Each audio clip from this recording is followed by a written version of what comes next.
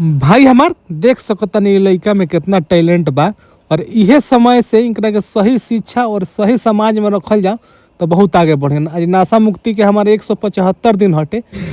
बाबू तालो का नाम है? साहिल। और तहा कायपली। तालो के टैलेंट बहुत बा। अबे रहनी है तो बहुत अच्छा लागल तालो के टैलेंट देख के। और ई बताओ लो नासा समझे लो नासा का कुछ का होला नासा? दारू दारू खैनी हां गुटखा ई कुल करे के चाहे ना ई कोइला से का होला?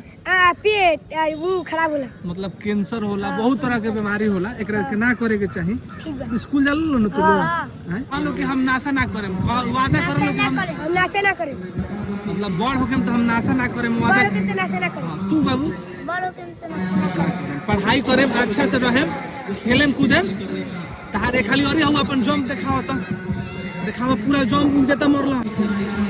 बहुत अच्छा चाबाद चाबाद चाबाद बहुत अच्छा। तेरे में बहुत टैलेंट बा और तू पढ़िया अच्छा से, खेलियो कूदियो, लेकिन नाशा मत करियो। काहे कि नाशा कइले से बहुत हानिकारक चीज हटे।